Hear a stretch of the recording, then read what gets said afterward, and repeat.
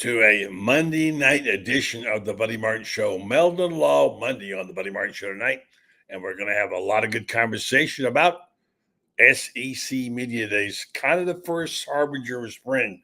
The fact that they're having SEC Media Days, and it was quite a day, a really good day for the SEC in Dallas. A little later on, we'll hear from our man Rob Browne out there, and we'll find out what he had to say about it. I watched it all day.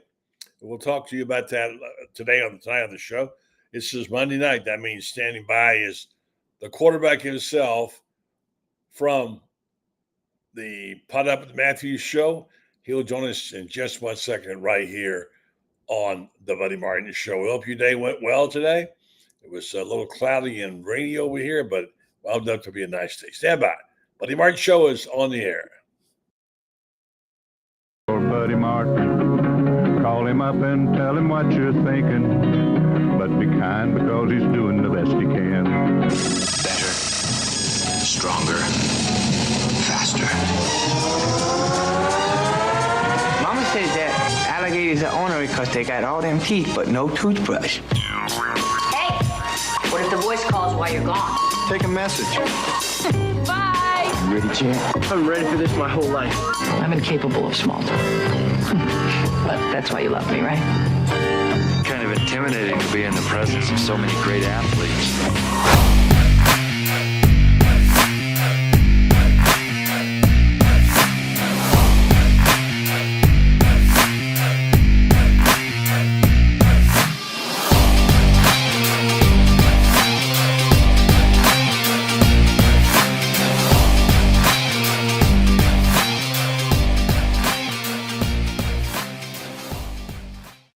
Good evening and welcome to the program. I'm Buddy Martin. It's called the Buddy Martin Show for that reason. With a lot has happened the last 2 or 3 days. My goodness, all the way from Friday and a hard assassination attempt of former President Trump, and what a crazy weekend it was. And we're just grateful that that bullet wasn't one more inched to the other side. So I know you've heard plenty about that. We're not going to talk about it tonight. We know there's been a nomination for a vice president. We don't do politics on here. You know why? Because this guy told me I ain't talking no politics with you, buddy. Only football. Shane Matthews, host of the Pot Up with Matthews show. Good evening to you, Shane. What's happening, buddy? Hey, Shane, I've been wanting to ask you this. Are you a gamer?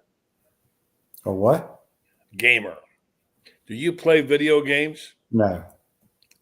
Never have. Did you ever back in the day play Madden? No. No. You know people who do?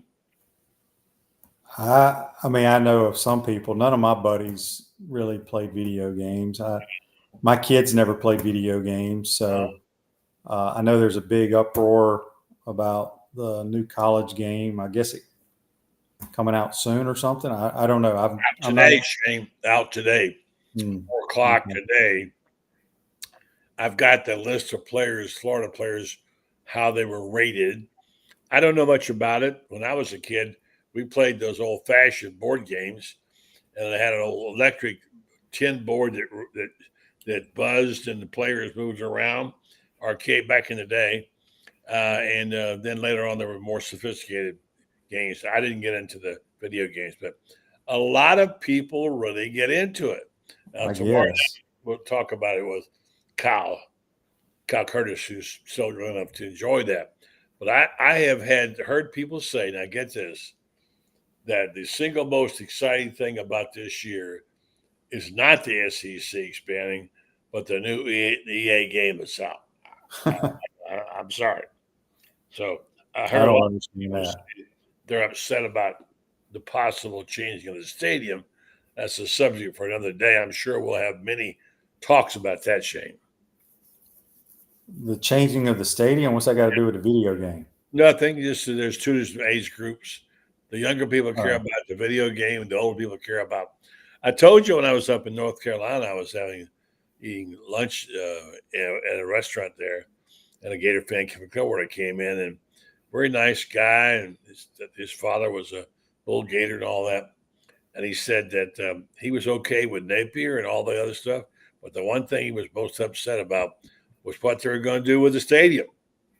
Very upset about it because I don't think anybody knows what they're going to do with the stadium, and regardless of it, they're not going to change the structure of it. They may just take some seats out, which the way the thing is constructed, it's still going to be extremely loud. Yeah, yeah, I understand, but I think there's a lot more to it than that. I think some people don't like the idea that there are going to be a lot of luxury boxes and not many seats for the average person. College football is pricing the average person, the family out anyway. Can't afford to buy tickets. Anyway, that's one thing. Hey, Shane, before I get into the subject of the night, which is the SEC Media Days, I don't know how much you heard or watched. I watched it all since I did. I watched not 1 minute of it. I forgot it was on. Wow.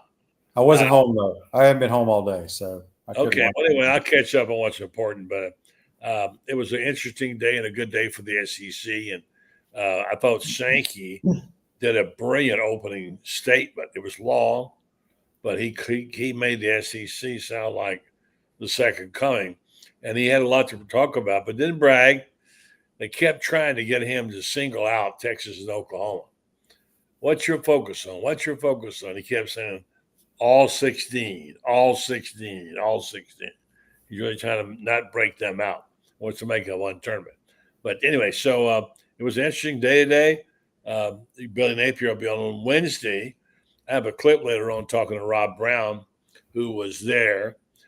I think the best thing I saw all day was Lane Kiffin. And it was a different Lane Kiffin. And it was, he was more somber. Obviously, he lost his dad. And then Feinbaum had him on later. He was really, really good. I even texted Paul a note, and Paul said, yeah, he was very good today. And I don't want to say he's more humble, but he just was different. When you lose your father, someone like that who was with him every minute of the day and coached with him, I'm sure something. So, but Kiffin was extraordinary, and he's there. They have a lot of high hope for that Ole Miss team. They got a bunch of folks coming back. Brian Kelly was also on. He talked a lot about how just because you get a bunch of players in the portal, it doesn't make a team. As you know, Shane, that sometimes you get a bunch of players, but they don't fit what you got. So he said he thought he improved his team, but he says if you're going to the portal to fix things, you're in bad shape. So anyhow, that's what that's all about. Later on today night, we'll hear from Rob out in Dallas, and of course, Franz Beard will be here. It is talking season. Time to talk about teams. Shane, you don't get that fired up about it. I know you wait for the games to be played, but a lot of people this is the first. It's like Christmas shopping. That starts on Thursday, Friday after Thanksgiving. It's kind of like the SEC Media Days. Not for me, but many people do. As you know, Black Friday is a huge shopping day. So a lot of people did. The funniest thing, and maybe the most just thing, is how much trouble Saban's given to the media over the years. He came down today to do the show, and he went down there, and the security guard stopped him and would not let him in because he wasn't wearing his media credential. That's great. Had to go back upstairs to his room and get it and come back down before he get in. He said, I've never had to wear a credential before. He was very good, though. He said the guy was doing his job. That's what he's supposed to do, And so that was kind of funny. Saban was good today. Saban did a good job. And of course, about Texas. Yeah, I didn't see any of it today, but what I saw of Nick Saban last year, the little bits and pieces that he did with ESPN, I thought he was phenomenal. And I think he's going to bring a lot to game day. I agree with you. He was really good today. He had a lot to say, and they asked him about, someone said, well, Texas has always said it ran Big 12. What's going to happen to him in the SEC? He says, ain't happening here that Texas is not going to run the SEC. So I put that down right away, that gauntlet. But he was good. Saban had some interesting insights, I thought, and enjoyed. You're right. He would definitely be an asset to that broadcast. And he knows the game. And one of the things that happened is that apparently when Monty Kiffin died, Nick texted, which he never does, Lane, and called him. But today, when he got there, he sought Lane out. And Lane was so impressed because he really appreciated that. And of course, Saban's a bit of a father figure to him anyway. Mm-hmm. And he was very complimentary. Lane said, listen, he gave me a chance when people were down on me. Those 3 years I spent there resurrected my career, and I'll always be grateful for it. And so it was a very good segment with him, and it was good to see that coming together like that. All right, so Shane, we have a lot of baseball to talk about. A lot of players got picks today. Looks like somebody might lose one or two. We'll talk about that.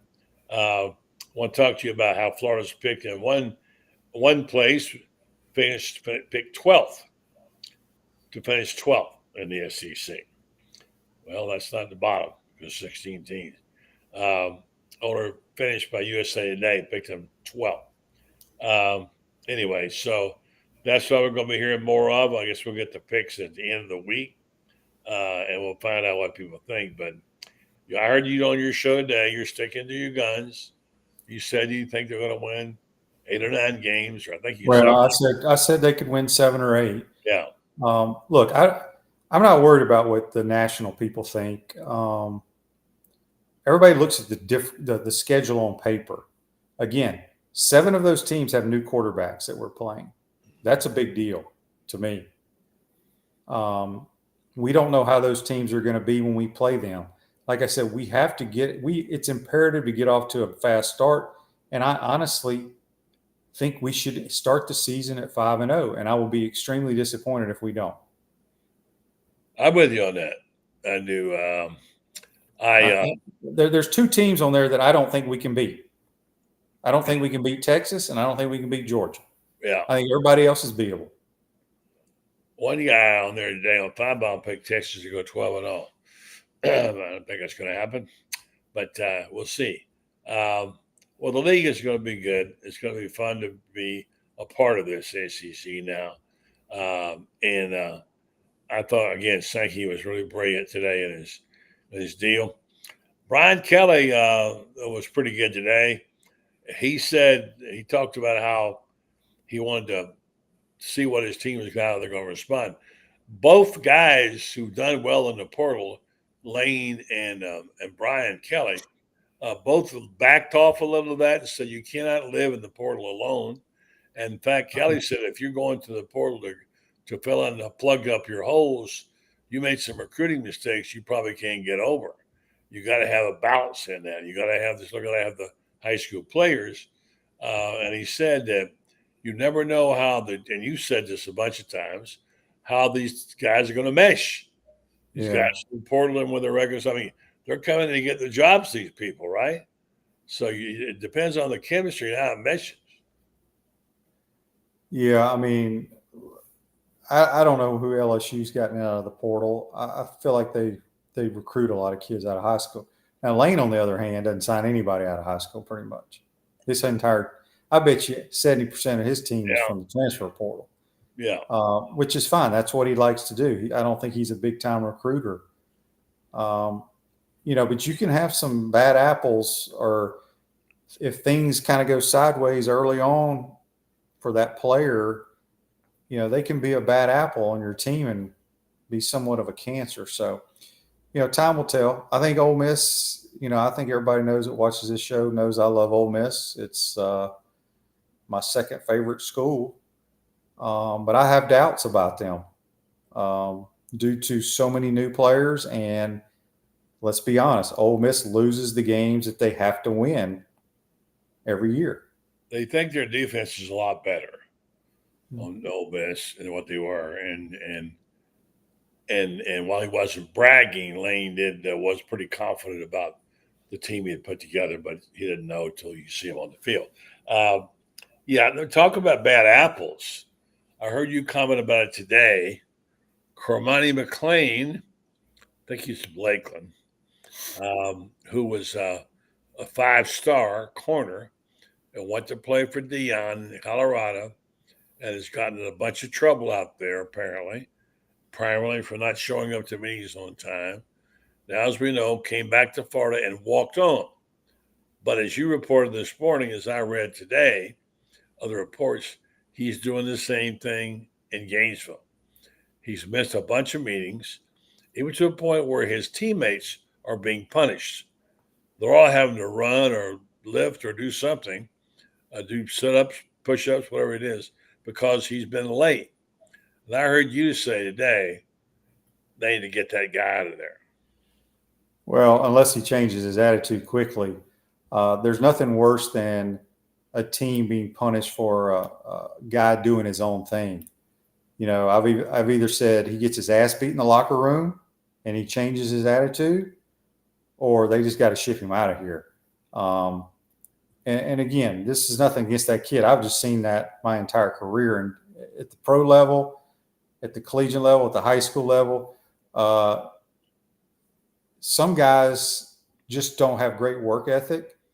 They're not responsible. They're not accountable. And that's a recipe for disaster for your football team. It's the locker room, as you talk about. And I have a frame of reference for me is in football when I was in high school. And I had a summer workout schedule where I worked out every day and ran every day in the heat to try to get in shape for my senior year. And we opened up, and I was by myself most of the time because I needed to work out back in those days. And I'm not trying to set myself up as an example. So my old coach had told me, you got to use the summer to get better. And I remember being in the first game we played in Bradenton. Manatee was number 4 in the country in the state. And we played them, and we scored on them pretty good. And we got down there, it was 19-13 the first half. We're in the game. And then came back out the second half, and most of my teammates were cramping up and throwing up on the sideline. And it made me angry because I know some people get that, but I wasn't cramping up, and I wasn't, because I had worked out. I was in decent shape. So I can imagine at that level the Gators are at, if Kermani McLean is causing him to have to do extra work because he's late, that's not going well with them, Shane. No, but they need to just go ahead and do what they do in the National Football League when you're late for meetings or you're overweight. You get in their checkbook. So, it's usually $500 to $600 per pound that you're overweight. Really, that much? And it's a couple $1,000 for every minute you're late. It varies from team to team. But I can promise you, if you did that, his ass would show up or he'd just quit. Well, when there's all this stuff about NIL, it might come to that one day. Well, I would. Now that I thought about it, I mean, first of all, he should be beaten. I don't want to cause violence here, but that back in the day, if you did stuff like that, you get your ass beat in the locker room until your attitude changed. Mm-hmm. But in today's world, the amount of money they're being paid, I'd fine him and fine him and fine him constantly. Man, you were tough, Shane. You were tough, dude. No, buddy, it's simple. It's about accountability. Yeah. If you're accountable, your team and your coaches can trust you. If you do not do those are simple things. You don't have to have any talent. You just have to be an accountable person and do your job. And if you can't even show up on time, that just makes no sense to me. Yeah. Did I hear you say today this is the biggest opening game you can remember?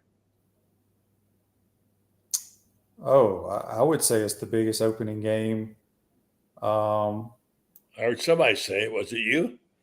No, I've said it multiple times. I think it's the biggest opener we've had probably since I became a Gator. Well, I would disagree on that because there's a couple other games, but I mean, I get the point. I mean, where does it say Miami is a top 10 team? What's that? Where does it say Miami's that? No, it doesn't say that, but you have to start the season 5-0, in my opinion. If you start at 5-0, because those teams are all beatable. I don't see them being better than the Gators. And 4 of those games are at home. You have to win those. And then you win them, the momentum builds, all the negativity that people want to talk about goes away. You're still going to have the same negative people that are out there every day, which I do not understand why they want to live their life that way, but they do. And they can be miserable. But I just think you have to win those first 5 games. All right, that's fair enough. I saw a couple of schedules today where it looks like a laydown for a couple of these teams. They're going to be 5-1 or 5-0 in a heartbeat. The schedule is very soft for many people. Coming up on the program in just a few minutes, Rob Browne reporting from SEC Media Days. We have the list of players for those of you who participate in this stuff in the EA game, how they're ranked, Gator players, how they rank. We'll talk about that a little later because Shane's not interested in that stuff. And we'll talk about the baseball. I'm not. It's not that I'm not interested.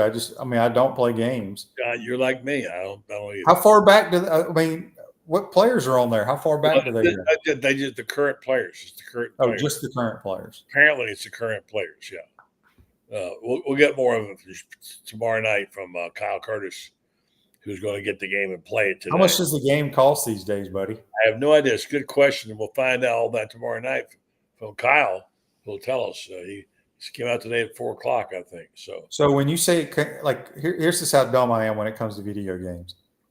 It came out at 4 o'clock. Does that mean if people wanted to play it, they had to go stand in line at some store to buy it? Somewhere, I don't know where it may be, but I can tell you just a couple of notes about it.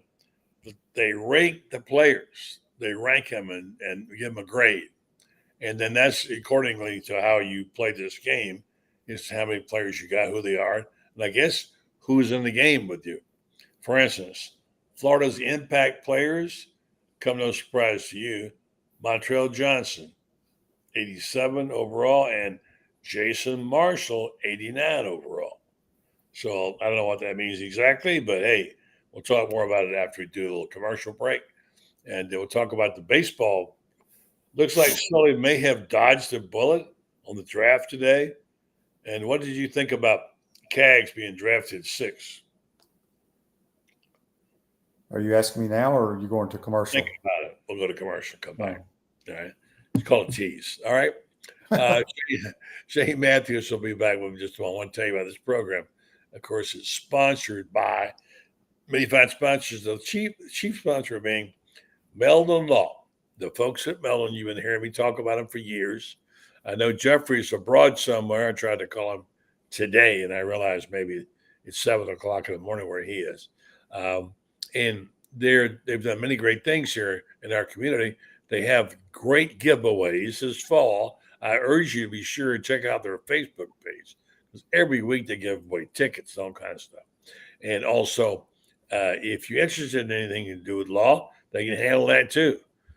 Call them up, and if you have a problem with another lawyer and you don't like the results or answers you're getting for your case, you want a second opinion, it's free. Call them up and ask them.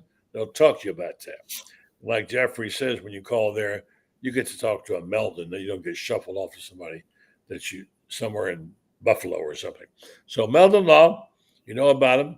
They won't back down, and they're there for the Gators all the time. The only official law firm associated with the University of Florida, Meldon Law. Jack Caglione, the 14th Gator taken in the first round since Kevin O'Sullivan became the UF head coach in 2008. And in the last 3 years, 4 Gators have been chosen in the first round. Caglione, Wyatt Langford, Waldrop, and Sterling Thompson. So pretty good.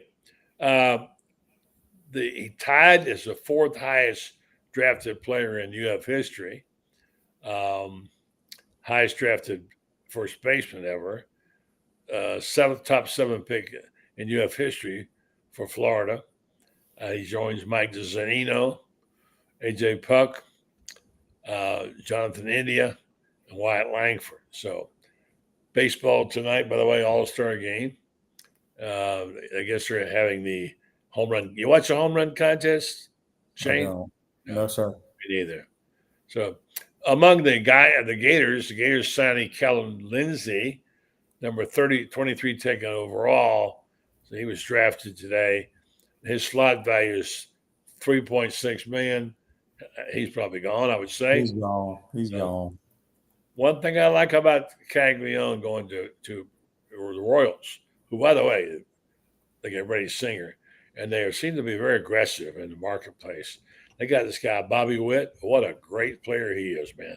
He can't, the Rays can't get him out. Now, Caglione and Bobby Witt will be in the same lineup. And they're going to let Caglione play, be a pitcher and a first baseman. So that's good to go. So he got a good deal there. Also, a couple other things in baseball. Brandon Neely picked number 86 by the Red Sox. Fisher Jameson chosen by the Colorado Rockies the 10th round. So we'll see what happens to them, Shane, if they stay or go. I think Sully probably has an idea. He probably made sure he got a couple of backups just in case. So, yeah, they've done a good job bringing in guys, and probably the one that I don't want to say hurt them, but the kid that was the shortstop that went 22nd or whatever. Yeah, nice about him, but yeah, he's not going to turn that money down. No way. I wouldn't blame him, nor would I advise him to do that.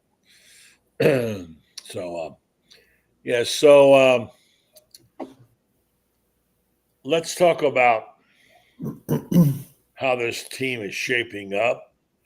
I know it's too early to make a big plunge on what's going on, but we're starting to get serious now, putting pen to paper.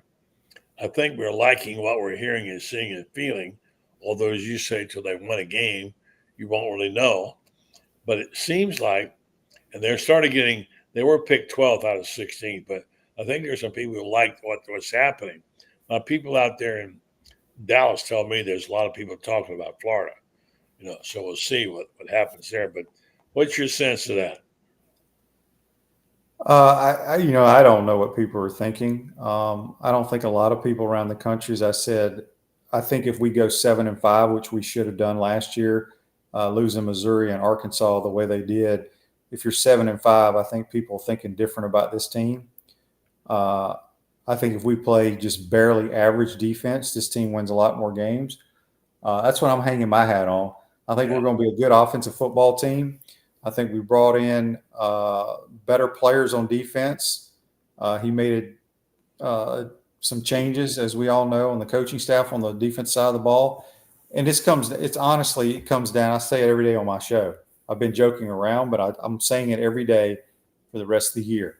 If our defense can be average, we will win a bunch of football games. I've heard you say it a bunch of times. I don't disagree with you on that. Yeah. I mean, because, it's amazing to me how people want to talk about offense. I get it. Everybody loves offense.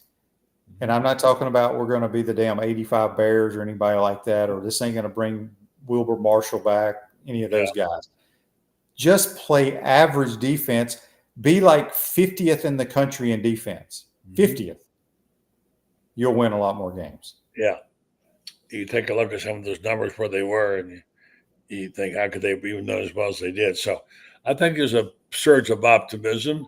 I want to do something here. I've got a short bite from Rob out in Dallas. There's a lot of excitement in the air. I'm going to bring Franz aboard and say good evening to him, say hi to Shane, and then I'm going to go over here and see if I can get this brief bite, get you guys to comment on this. Well, this is how the atmosphere is, what's happening out in Denver, both Denver and Dallas, where Brendan and Rob are. They're by the way, they're reporting and writing on it every day at 5:00. Stand by. College football, and we're just that much closer to the season starting. And so far, SEC Media Days has been gone off without a hitch. There's just so many storylines, and there's so many new rivalries. Man, Texas and Florida, Texas people are already talking about, and neither one of those schools was featured today, but I talked to a lot of my Texas media friends. November 9th, the Gators and Texas, you're talking about the top two high school football states in America. I mean, we're not even. I don't think people fully are appreciating what's going on in the SEC. You think it's been great before? I mean, we're just getting started. I have to stop you there because you got a dinner date tonight. No, we're good. But I wanted to say this. I watched every minute of it almost all day. As you know, I've been to 15 media days or whatever it was. And you really can't even see it all unless you sit right there and watch it all day, which I did. I saw everything they did from the morning all the way through. Yeah. I got a chance to watch on Feinbaum's show when Kiffin was on there, and it was really a good segment Paul did. And I texted Paul and said, boy, that was refreshing when he talked about his relationship with Saban, because Saban sought him out today. Yeah. Sought him out to tell him about his dad. And you could tell that obviously Lane was really touched by it. And I told him it was refreshing. And Paul texted back and said, Lane was terrific today. So, that was a good segment. And let me tell you my favorite thing, and then I want to get your thoughts. My favorite thing was open up today, and Greg Sankey, who had a very good but long opening comment today, I thought very good, said Nick Saban couldn't get in the media room because he didn't have his credential. Yep. He had to go back upstairs to his hotel room, get his credential, and come down, and couldn't get in till he got it. So, and he's never had a credential. I thought it was funny. It was appropriate, and I think they did their job. And even Saban said he was just doing his job. So that was kind of neat. Well, it reminds me of a story. I think 1976, Alabama came to Memphis in the Liberty Bowl to play UCLA. It was 9 degrees the night of the game. Coach Bryant showed up to go to come into the stadium, didn't have his credentials. And the old fellow there at the gate said, well, you're not getting in past me. And he said, well, you're not getting in till you get your credentials. And there's Nick Saban this morning. I mean, the irony of that, it was funny. And I thought it was really funny. And by the way, Paul Feinbaum, he has a knack for doing these great interviews. And all these people talk about Lane Kiffin and Nick Saban. My personal feeling is maybe Nick Saban, sure, he got mad at Lane Kiffin for something here or there, but I think Lane Kiffin was that one coach, rather than, sit on his hands in the meetings with the coaches, he stood up and said, we got to change the offense. And in 14, 15, and 16, Alabama pulled off 3 consecutive SEC championships, and all 3 years they went to the college playoff. They won a national championship, came up short in another one against Clemson in 2016. But he did it with 3 different quarterbacks. He got Nick Saban to change and move forward, and it changed Alabama football and college football forever. It was as significant as Steve Spurrier coming into the SEC in 1990 and going from a run-first league to throwing the ball. And don't ever underestimate how much Steve Spurrier ran the ball. The longer he was at Florida, the better the running game got. But there's just so many great storylines.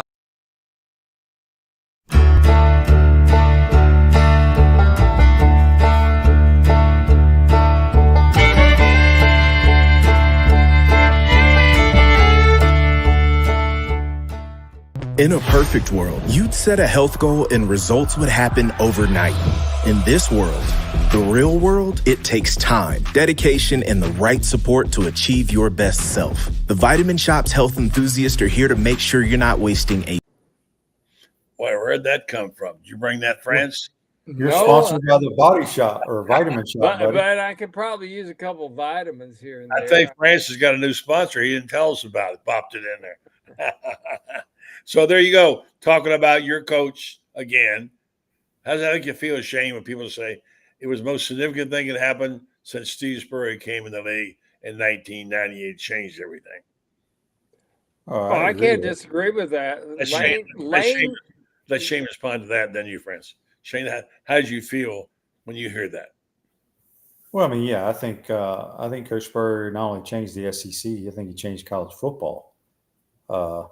It was the 3 yards in a cloud of dust, and we didn't do that. And it took the league by storm and pretty much the entire country. And he changed the way that people play offensive football for sure. Yeah, that Franz, that Alabama game was probably a shock. And I remember someone saying, Steve talking about, someone wrote a thing. He said Alabama played like Florida and Florida played like Alabama. You remember that? Yes, I do. I also remember when Shane was a sophomore quarterback there, a redshirt sophomore quarterback, went to Tuscaloosa, and everybody says, well, Spurrier is going to have all sorts of problems because he's going to wing it all over the place, and they're not going to play any kind of defense. What was it, 17-13 game, a block punt, 3 interceptions, win it for Florida. And I think that was the game that really showed everybody that Steve Spurrier wasn't some fly-by-night coach who just had some cockamamie idea about offensive football and didn't give a damn about anything else. Shane, when did you all know you had something special? Probably after that game. Coach Spurrier will tell you that's the biggest game in the history of Florida football. What was the feeling like going to the game? It was one of them 11 o'clock starts. I mean, but what was the mood when you're going to play Alabama? It's a big game. What was your belief? What was your conviction? What was the team convicted they could win? Well, yeah, well, look, as a quarterback, most of Coach Spurrier's I'd say pretty much all his quarterbacks were kind of the same. We were all pretty kind of kept to ourselves, and all we worried about was our plan. Go operate the plan, and good things will happen. He always says good things are going to happen, bad things are going to happen. Just keep playing. And a lot of bad things happened in that game. We couldn't block them half the game. Then we get some good plays on defense. We blocked a punt, made a few plays offensively, enough plays to win. But offensive guys are totally different than defensive guys. We have to think. So, going to the game is you're thinking about what you have to do. Defensively, it's all emotion and reaction. Yeah.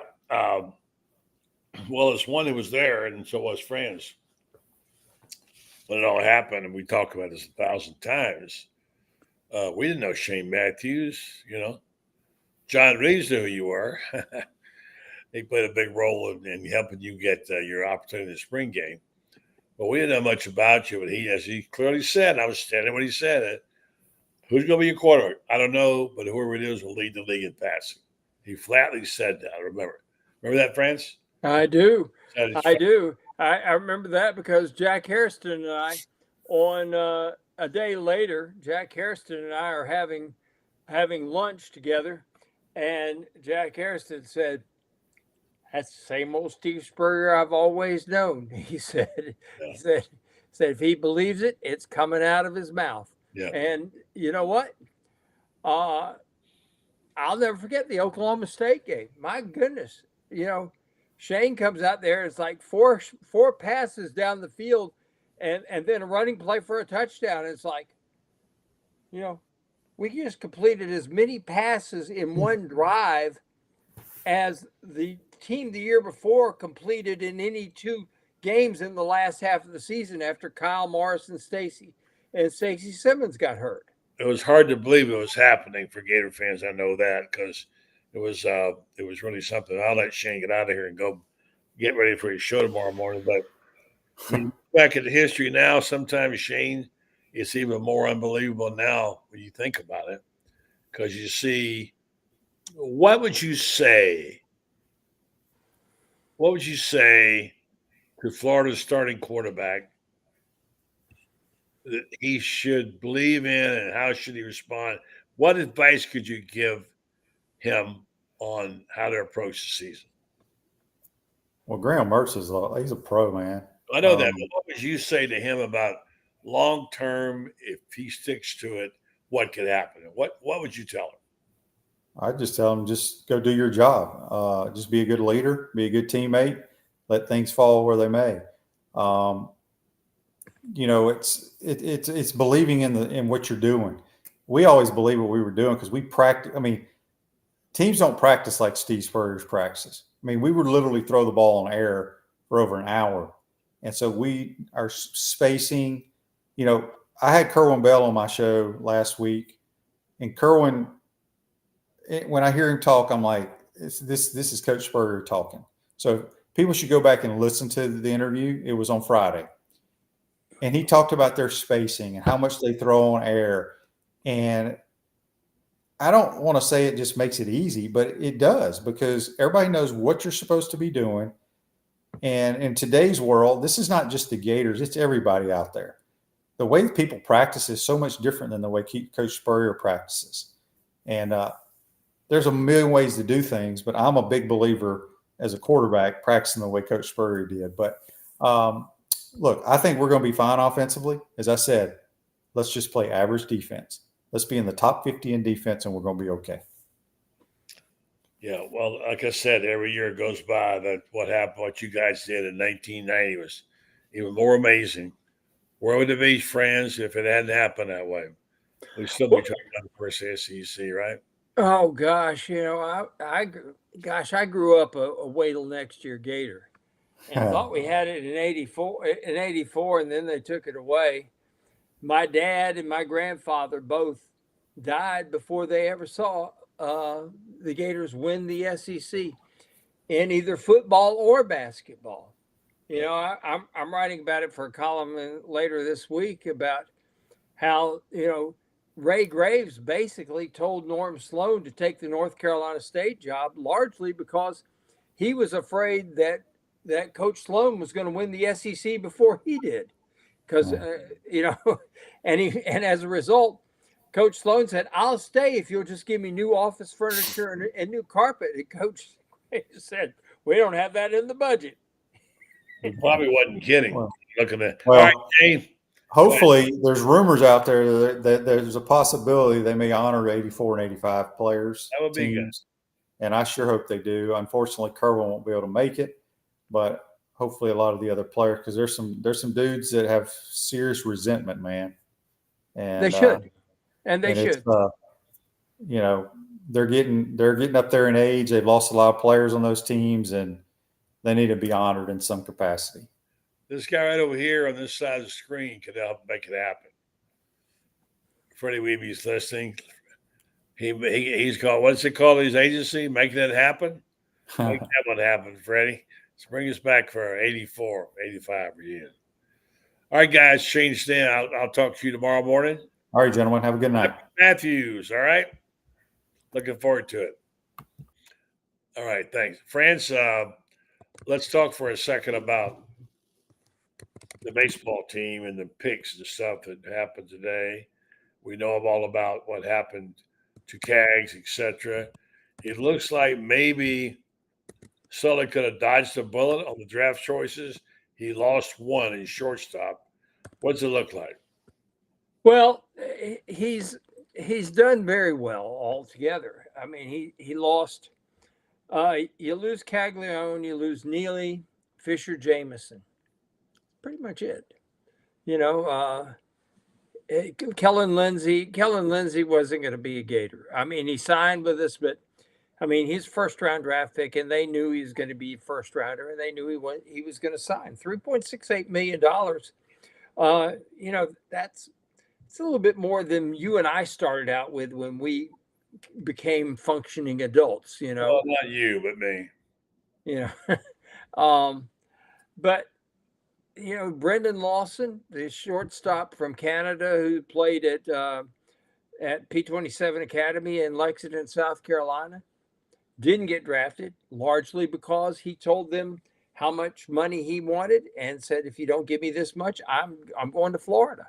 Same thing that happened with a couple of the pitchers, Rittenauer and Barberi. Basically said the same thing. So none of the high school draftees, with the exception of Kellen Lindsey, have been taken in the draft. Ty Evans wasn't taken, which that was a bit of a surprise to me. And given that he's a 10th rounder later, 11th rounder later, he might be wise to come back. And if he does, imagine an outfield with Blake Sear from Miami, who was a freshman All-America a couple of years ago, hit 17 home runs. Kyle Jones, a Gold Glove center fielder from Stetson, and all of a sudden, then you got Ty Evans back there, who's shown some real power. Now all of a sudden, you got a heck of an outfield. Colby Shelton, undrafted, and I think again a guy that basically said, "Okay, I'll go, but this is how much you're going to have to pay me." Now, see, he's got the option. He's got 2 years of eligibility remaining, so he can afford to say, this is my price. So now all of a sudden you got Colby Shelton back. You've got Cade Curlin back at second base. You need a first baseman. Brian Donay probably going to be that guy. Got to have a third baseman. That's probably going to be Brendan Lawson. Or it could be Justin Nadeau from the transfer from Jacksonville, who hit like 390 this year. I mean, they've got some real options. I'm convinced that Florida is going to emerge from this draft and from this season really, really strong. They're going to have to find a closer now because Fisher Jameson going and Neely going in the draft. But I think Jake Clemente or McNeely, I think they've got guys that can fulfill that role. The Michael Ross from Samford, 13-0. Billy Barlow comes in from Clemson, another guy that I think may transition to be that closer. So Sully is kind of like a cat, lands on his feet a lot. And here we are talking baseball right in the middle of SEC media today. I know. Wasn't Sankey good today, though? Really good. The SEC had a good day. Sankey was extraordinary. A little long, but he touched all the bases, man. He didn't leave anything out. It was a very good opening, too. It started out with Billy Cannon, and we saw a few of the famous scenes in there. It was a big day for the SEC, and it's going to play out really well for them. I heard from Rob today, and I'll have him on again tomorrow night. But people are talking about Florida, too, a lot. By the way, you know what else you're talking about? The EA game, the new football video game, which now rates the players. You get to play the players based on their rating. And Florida's ratings came out today. Okay. Kyle Curtis has the game, is going to play it. And tomorrow he'll be on the show and explain to guys, dummies like us, don't usually understand how it works. But who do you think the highest players were ranked according to what EA did? Probably Graham Mertz and probably Eugene Wilson. Okay, well, you're not wrong, but here's what they got. The impact players, Montreal Johnson, 87. Jason Marshall, 89. Wow. Jake Slaughter, 87. Yeah. Trey Wilson, 86. Elijah Badger, 85. So they had the speed ratings. The speed ratings were Tank Hawkins. Excuse me. Yeah, Hawkins, right. 97. Aiden Mizell, 96. TJ Abrams, 95. And Trey Wilson, 93. Along with Marshall. So there's some information. I'm not sure what it means, but people are very excited about it. Speed ratings are important, buddy, because you know what that tells you? Last year, they had Ricky Pearsall who could run a vertical route. Eugene Wilson, it wasn't until toward the end of the year they started trusting him to know the routes enough because he wasn't here in the spring. And so he ran just drag routes and bubble screens and things like that. Yeah. But it wasn't until the end of the year that he went vertical. Right. Now he's going to be able to go vertical. And you look at Mizell, you look at these other guys, they're flyers. Chimere Dike has great speed. He's a long strider that gets underestimated for his ability to go deep. But you get DK, you got Badger, you got Wilson, and these guys. Florida's going to be able to make the safeties back off, and that's going to really open the game up a lot. I was watching a replay the other day about the Florida-Ohio State game. Remember that game in 2006? Yeah. Oh, yeah. Remember the safeties at Ohio State playing 30 yards off the ball because they were so afraid of Florida's speed. And so Florida just kept just tossing the ball over the head of the linebackers and just chunking it down the field. And Percy had like 6 or 7 catches. I think CI had nine catches, and Dallas Baker had a few. Dallas Baker even had a touchdown on the first Florida drive. Yeah. But when you say last year, if you watch Florida's replays, where are Florida's safeties? Florida's safeties are playing so far off the football that they couldn't make plays in no man's land, which is that distance between your safeties and your linebackers. And that's where Florida got killed last year. Yeah. And this year they've got safeties who can step up and make plays. Yeah. And I agree with Shane. If Florida just can do that, be an average defense. If they'll do what Auburn did, what Ron Roberts did for Auburn, 4 first downs and 7 points a game. Yeah, very big. I want to say, I'm going to take a quick break and tell you about my sponsor, but come back. I want you to just reassess what happened at Media Days today. We talked about Sankey today. Brian Keller was pretty positive. I know you watched a good bit of it. I watched it all day long. We'll get our thoughts on SEC Media Days as we count it down, and we got Wednesday. Napier will be up, and we'll talk Gators. Right now, I want to tell you about our good friends, Titan MRI. If you happen to be in the market for an MRI, listen up. This is important because you have the ultimate in customer service right there in Gainesville. If you're in North Florida, check them out. Go to titanmri.com and find out their directions. Call them up, make a reservation. You can actually get an appointment for an MRI at your time you need, at night or weekends. So customize your appointment. What company does that? Nobody.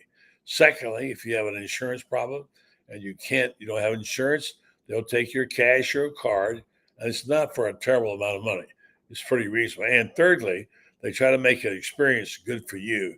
They have their settings on their everything set so you can have more room when you go into that old cubbyhole to get your MRI. And they don't want you to be claustrophobic. They're aware of that. So if you're interested in this kind of place, go to titanmri.com and find out all about where you can make your own appointments, and they'll treat you with the utmost of care. titanmri.com. I would give Sankey a 9.5 on his speech. What would you give him? About a 9.8 myself. Yeah. And the reason being, buddy, is I'll use one word, and you tell me what you think. 16. Call it a word or a number. Yeah. Did that seem like the emphasis that Sankey kept on hammering to us? Yeah, I'm not surprised either. That was a good strategy. He would not let separate out and say, well, what about these two new teams? No, all one family, one group. They kept saying all 16, all 16, all 16. But here's the thing that really impressed me too. He would not get roped into a discussion about Clemson and FSU. He basically said, we're happy with 16 teams. They've got litigation. He even pointed that out. And that's true.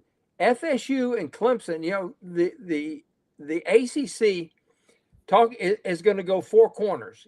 Dean Smith, 4 corners, which means the judge has ruled that the Clemson and FSU have to fight the ACC in Charlotte, North Carolina, in a Charlotte court, which means that Dean Smith and the 4 corners are going to be in place, and they're going to run the clock out, and this will go on forever. And Sankey was so smart. He says, I'm not into recruiting now. I'm into my 16 teams.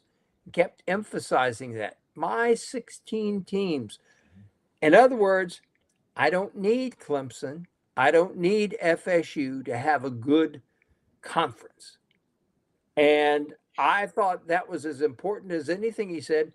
And then the second thing I thought that was so important that he said was he got asked a question about the future. And he mentioned that, basically said, I'm going to paraphrase here, we don't know what the NCAA is going to do. Well, guess what? Neither does anybody else. Neither does the NCAA. You got all this litigation and everything going forward. And you and I have talked about it a dozen times. At some point in time, football has to go autonomous.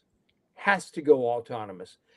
And it sounds simple. Okay, every time I think about it, how it is, I say, yes, it has to happen. But then I start thinking about, okay, when it happens, do you include the group of 5 with there? Or do you say, okay, we're going here because we got all the money and you're going to starve?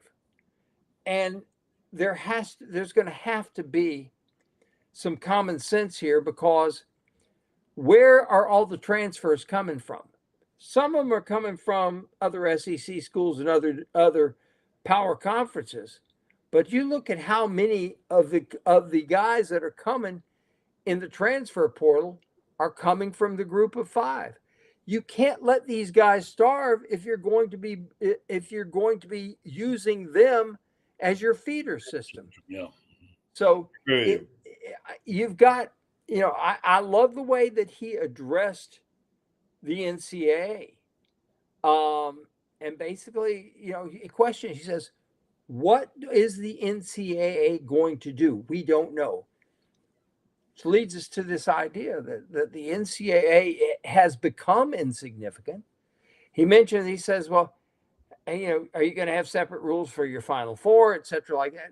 Basically, what he was saying was, we got college football, we know that, but what's going to happen if are we going to leave football? Are we going to take football away, leave basketball and these other sports behind, et cetera? We have a complicated period of time coming up with the NCAA and with all of college sports. What I think that we've got right now is a time that's so complicated that the SEC is ever so fortunate that we've got a guy like Greg Sankey, who you hear me say it all the time, the smartest guy in every room he's in. And it's going to take that kind of guy, that kind of leader through this period, because it's going to be troubling. Yeah, he never got off script. Here's a longer quote of what we talked about. Kept asking, he says, I've responded 3 times where our focus lies. Our focus is on our 16 members. I have a responsibility to pay attention, but I'm surely not going to fuel speculation on what happens next. We can certainly remain at 16 for a long, long time and remain incredibly successful. Pretty strong messaging right there. Yes, it is. And what he's just said, paraphrasing, we don't need FSU. We don't need Clemson. We don't need to expand. Yeah. And think about this real quick, because I know we're running short on time. Mm-hmm.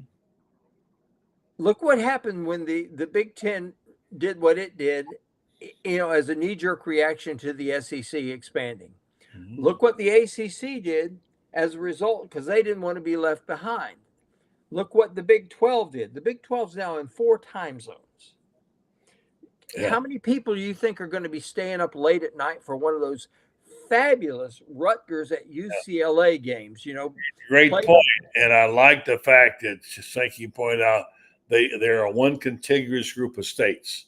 You got it. Women, you got them all that in that little outlying area. The final part of that quote was, we are in the Southeastern Conference. We're the one conference at this level where the name still means something. The Southeastern part of the United States, where when we expanded, we actually restored historic rivalries. Our expansion restored historic rivalries while only adding 100 miles to our longest previous campus-to-campus trip. There you go.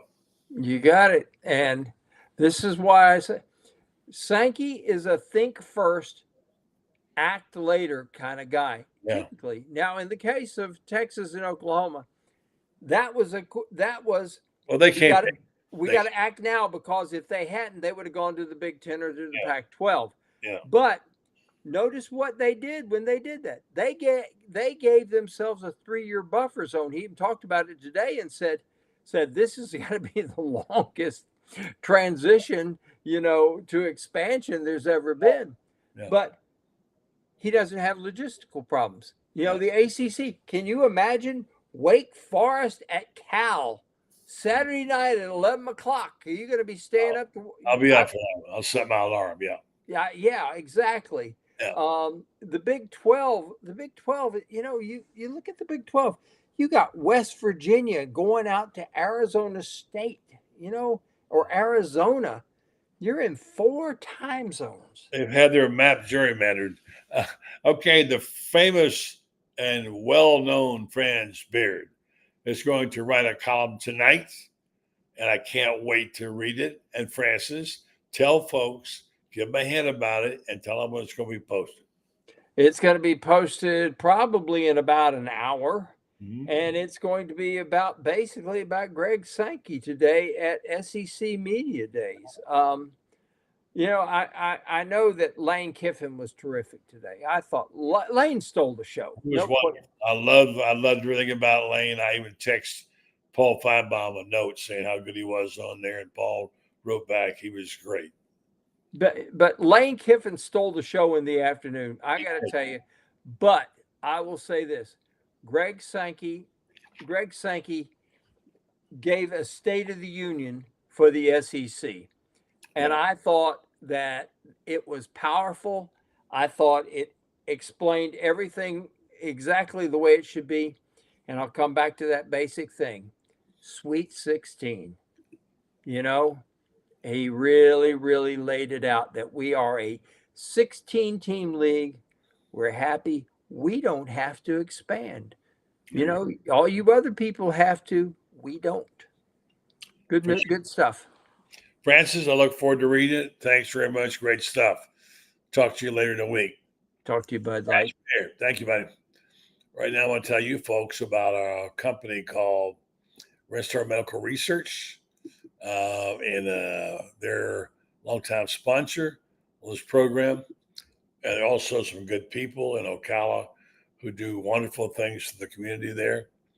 They're always looking at better ways to treat us, give us our treatment.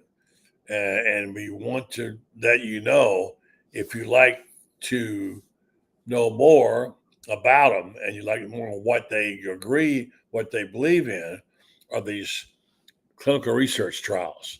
They're very, very important. And they are a part of what Restart does.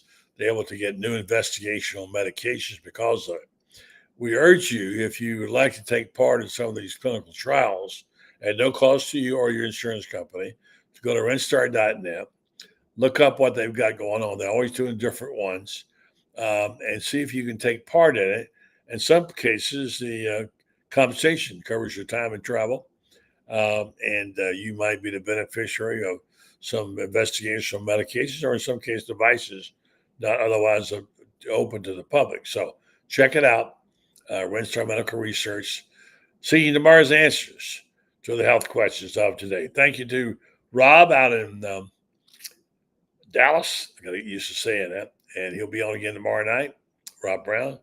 Also, thanks a lot to the QB, Shane Matthews. We'll join him in the morning, bright and early at 8, pot up with Matthews. And thanks to Franz Beard and Gatorberg. We enjoyed being on with you. And we'll be back tomorrow night, same time, same station. I hope you'll come and join us again as we keep track of what's going on in football and what's going on with the SEC and the Florida Gators. Good night.